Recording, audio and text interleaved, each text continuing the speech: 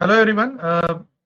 Dreamsredeveloped. This is the second webinar. The earlier webinar was on the legal aspects of redevelopment, and Kurjakar sir had actually taken us through the legal aspects of redevelopment. The other important aspect of redevelopment is architect and architectural feasibility, design, sustainability, and all. So today we are very fortunate to have Anita Bhinge ma'am. She's an architect who runs with the firm called Space Tech. Okay, and she has been practicing for over 3-5 years, and we actually work with her and have like designs on the green aspects, sustainability part. So welcome, Anita ma'am.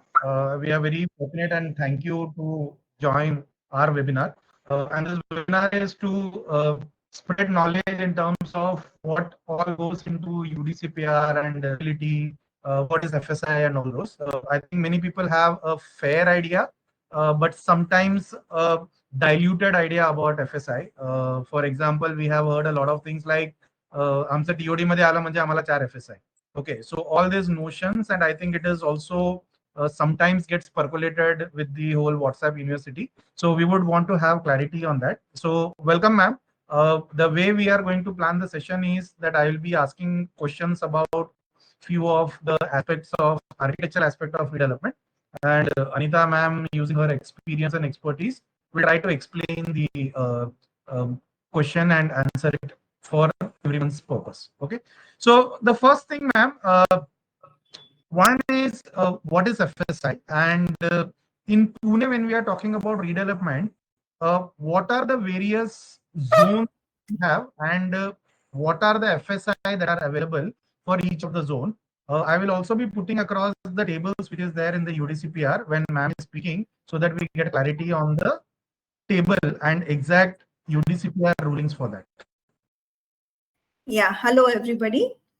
FSI actually stands for Floor Space Index, and it means that the area covered by the floor, that is a P line. P line is the outer line of your slab at every level. So the total of that divided by your plot area, that is the FSI.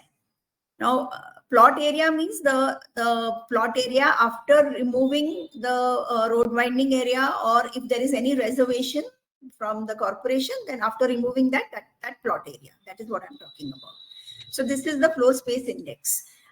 There are basically congested and non-congested, two zones in UDCPR, apart from the TOD zone, which is another, we'll come to that later. But right now, how the FSI, how much FSI we get depends on the road width and our plot area. So now it is basically on the road width, which we will see in the table. Sir, if you can just share the table, then I can explain based on that. Yes, so this is the FSI that is allowed in the congested area. As you can see, it is all related to the road width. So below 9 meters, this is your basic FSI, that is 1.5, or in and 18, it means 9 is included in the 9 to 18 category. Okay. When you say 18 to 30, 18 meters is included in that category. So this is the basic FSI. Now FSI on payment of premium. So this is this is an additional FSI for which you have to pay. So right now it's about 35% of your ready reckoner rate in the non-congested area. So you have to pay that and buy this FSI. So that is 0.3 of your total plot. And this is the maximum TDR permissible. Now, what is TDR? TDR is, you have development rights. That means you purchase, somebody has given their area, handed over their area to the corporation because their plot is going into road widening. So they have got some extra area in lieu of that. So you can purchase those rights from them and those get transferred in your name. So that is transfer of development rights. So those you can load up to 0.3% on various categories. So it's 0.3, 0.5, 0.7. So that is the TDR loading. So maximum building potential will be as given, so below 9, it's 1.5. Then in the second category, it's 2.6. So this is your maximum loading potential. This is for the areas which fall in the municipal corporation. Now, there are areas, because UDCPR is for the whole of Maharashtra, except, of course, Greater Mumbai. So, and some other planning authorities. So, so the remaining areas, like let's say Talegaon or Vadgaon or, any of those areas, so then they have a different, premium paid FSI and a different TDR, which is also shown in the table here. So accordingly, this table is to be used. So it actually depends on the road width on which your plot abuts. This is for the congested area. Do you want to show the table for the non-congested? Yeah, so we can look at this. Now, this is for the non-congested. Again, the same thing for municipal corporations like PMC, PCMC, or any other, Nagpur, Solapur, Sangli. So this is for areas which fall in the municipal corporations, and for the remaining, you have some other figures. Now, the same way this table can be read in the same manner. Now, in both the cases, apart from this maximum potential which you have in table column number 6 or in column number 9, apart from that, you get a 60% ancillary area. So whatever this total is, now let's say in your 30 meters and above, you get 3 in your column number 6, that is your maximum potential. On that, you will get another 60%, meaning you will get another 1.8. So totally you are getting 4.8 as your FSI. This is ancillary FSI, which also you have to pay 10% of the ready reckoner rate. So total maximum you're going to get is 4.8 in that case. So this is for residential, it is 60%, and for commercial, it is 80%, this ancillary area. I think these two are covered.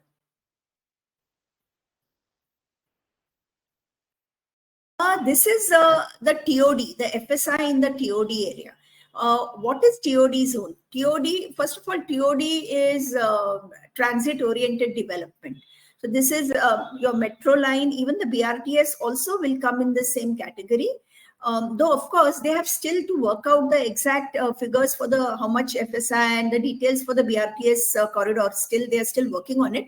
But TOD is pretty much clear here. Now, this is the road width, and this is the maximum permissible FSI that you can get. So, for example, let me explain the first one. Now, if the road width is from between 9 meters up to 12 meters, your maximum permissible is 2.5, not the basic. This is maximum permissible. So, how do you divide? So, this means that you get a basic FSI based on your UDCPR. Now, in your UDCPR, the basic FSI is 1.1. So out of this 2.5, 1.1 will be your basic FSI. Basic meaning you don't have to pay anything for that. So that is your basic FSI. Now the remaining FSI, so 2.5 minus 1.1, that is 1.4. That is composition of your premium paid FSI and the TDR, but not in the same proportion. The TDR is going to be 1/4 and your premium paid FSI is going to be 3/4. So that is the proportion only for the TOD. For the others, it is as per the figures that are given to us in the table. Here, there are no separate figures given. They've just given you the final figure. But remember, on this also, we are going to get the ancillary, which is not shown in the table. It is a given, because whatever total FSI you take, you get a 60% for residential as ancillary area. So if people you mentioned that people think that okay, TOD mein hai to 4 FSI hai, that is possible only if your plot is abutting a road which is 24 meter and above. Otherwise, it will be as shown in the table. Okay, so that was very detailed, ma'am. Now, one confusion that many people have is that suppose our plot has 2 roads. Okay, so which road FSI will we get? Is it the maximum road or where the entry exit is happening, or what is the rule regarding that? You can take, you can take either of the roads, and obviously you will take the maximum road because you want the maximum FSI. Okay, because that's also a confusion when there are multiple roads for a plot, and that's why I asked the question.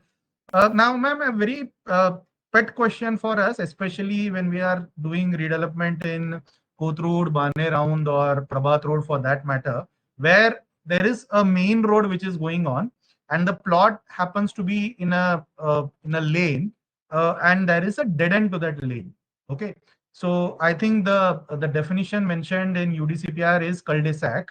Okay, which is I think a French word which we have gone through. So what is this dead end logic, and how does this work in two cases that we have questions for? One is the dead end is within 100 meters. Okay, so what FSI can we get? And the second is the dead end is beyond 100 meter. So what is the FSI that we get? So when you say a dead end road, the road has to be less than 100 meters. If it is more than 100 meters, it will not fall in this category at all. Then you will get the FSI based on the width of this lane. But if this dead end road is less than 100 meters, your plot may be at 90 meters, it could be at 7 meters also. You will still get the FSI of the main road from which the dead end lane has started. Okay, so just to clarify, and this I think we get a lot of questions in this when there is feasibility being done.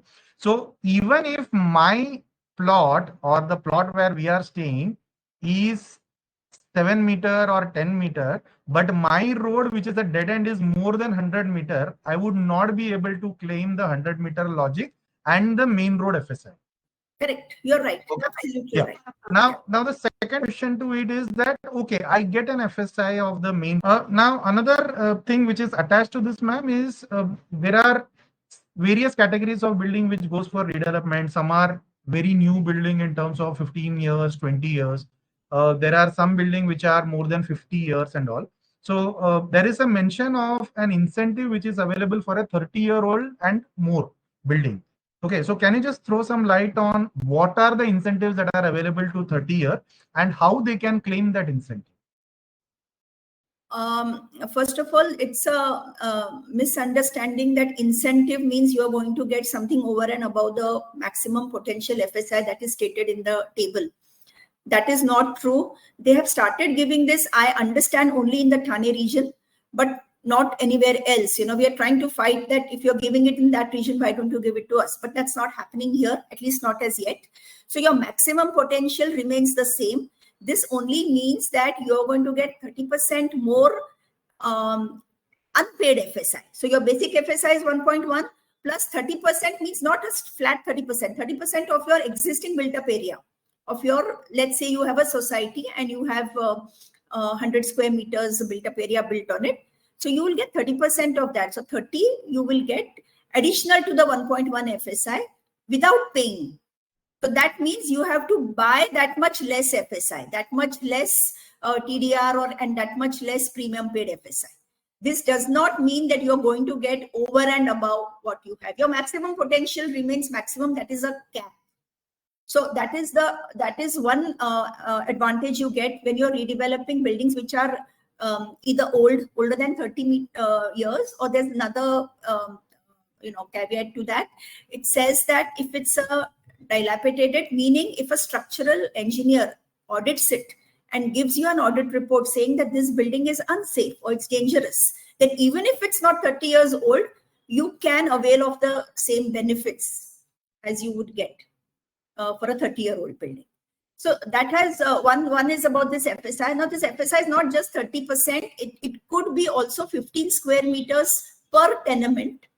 So suppose you have 10 tenements, then 15 square meters per tenement is 150 square meters or 30%, whichever is more.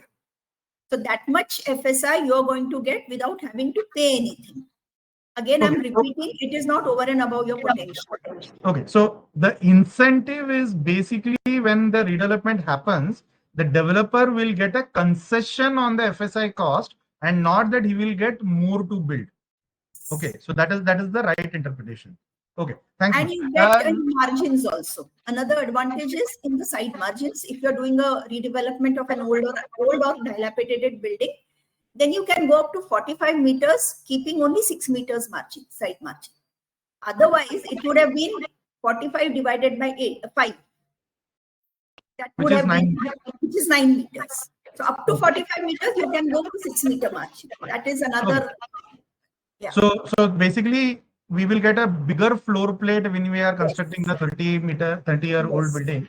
And when we go high, that much extra floor plate, we will be able to construct more in a shorter span of the building. Okay.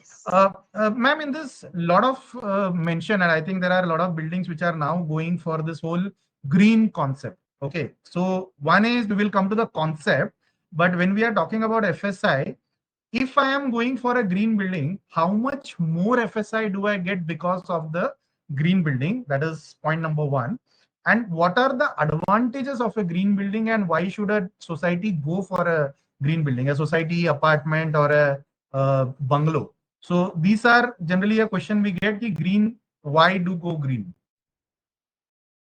Yeah, so the advantages are twofold. I mean, it's a win-win probably for both the users as well as the builder, because if he goes in for a silver rating for a green building. Now, there are many agencies who give a great rating. Griha gives in stars, and LEED or IG they give it in silver, gold, and platinum, because he has to make the building green. So he has to use all the parameters that are required to fulfill the green building rating. And for the user, obviously, when the building is green, they have less consumption. There is less carbon emission. There is it's better, less pollution. Also, they get a concession on the property tax. So if it's rated as a green building, then you will get a concession on the property tax. So that is the benefit for the end users. Ma'am, there's one more confusion in this 5% and 7%. This 7% is calculated on what? The basic FSI, the gross plot, or the total potential? What does the 7% is multiplied with? Because there are a lot of interpretation here. Some people say multiply the plot by 1.1. On that you get 7%. Some people say it is on the gross plot. So what is the right interpretation of the 7% multiplied by which number? No, it's on the FSI. So your FSI is multiplied by 1.1, right? Your basic FSI. So it will be based on that. Yeah. Okay. Ma'am, let's come to the advantages of green building. Okay, so I mean, what qualifies as a green building? And I mean, is the interpretation right that to build a green building, the cost will go up for the developer when he constructs a green building, or does the cost compensate the benefits, and maybe a green building can sell at a higher rate? So how does this economics works for a green building? If you see purely from the economics point of view, the builder gets a concession because he doesn't have to buy that much paid FSI. It kind of sets off, not completely, but kind of sets off the extra capital expenditure that he has to put in to make the building green. Probably doesn't set off completely, but to a large extent. And what qualifies is there are many parameters, actually difficult to enumerate all of them just now, but broadly speaking, some things which we do anyway because it's become mandatory now is that, solar, we use solar power for heating. Now see, in the corporation, it is mandatory for one bathroom per flat, but the builder can make it for the entire flat, or he can also generate electricity and put it back into the grid, like you do a net metering. So that is another method. Then they use materials which have very less VOC, that is volatile organic compounds in them, which make it pollute the environment. So if you use these kind of materials, or materials which are found within a particular radius of the site, that means you spend less on transportation. So there are many parameters. So that's how you get points, and then you gather these points, and then based on those points, they decide which category of green building you fall in. The last question, ma'am. While mathematics and economics and all work, and we say that 10,000 square foot we can build, say 40,000, 42,000.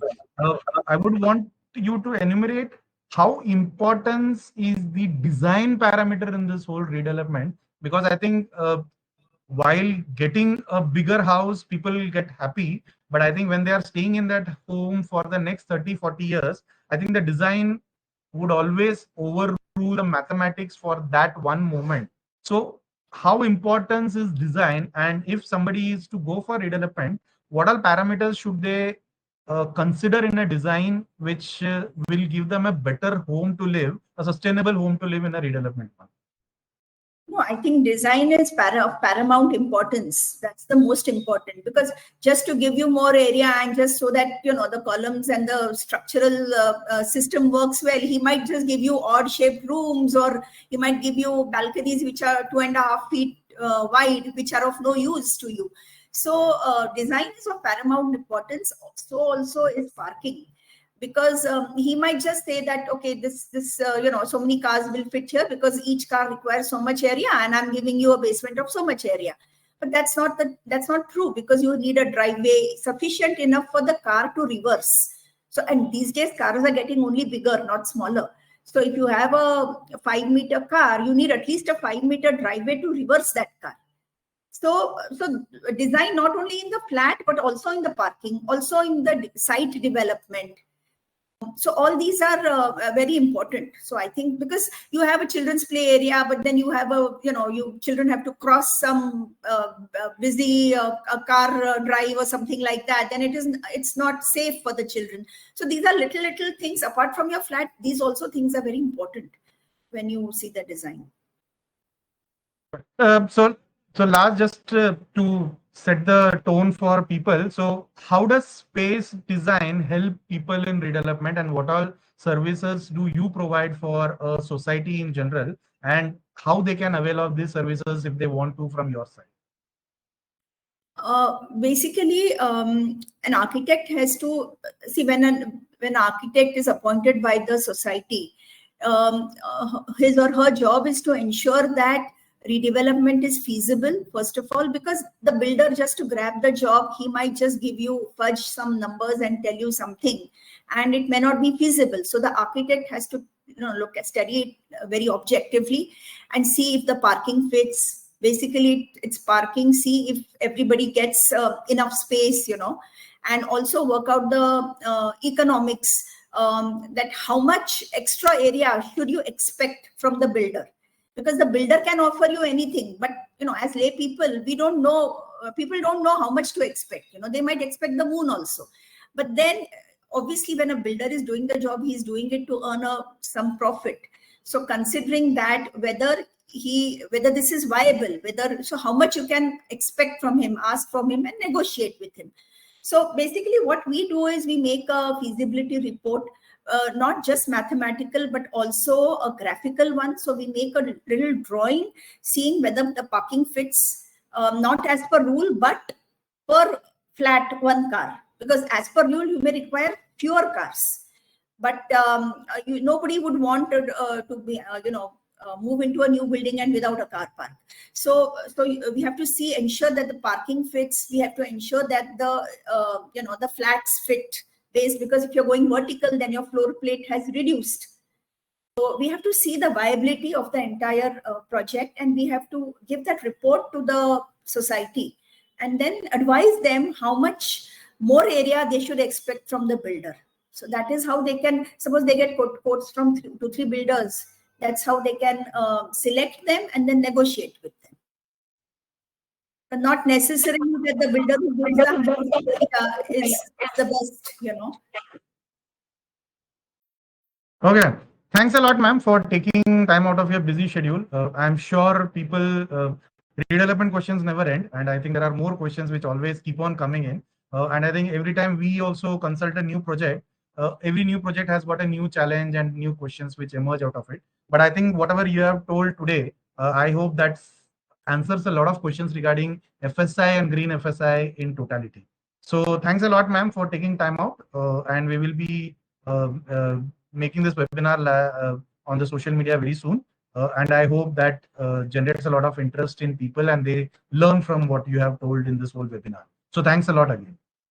Thank you. Thank you.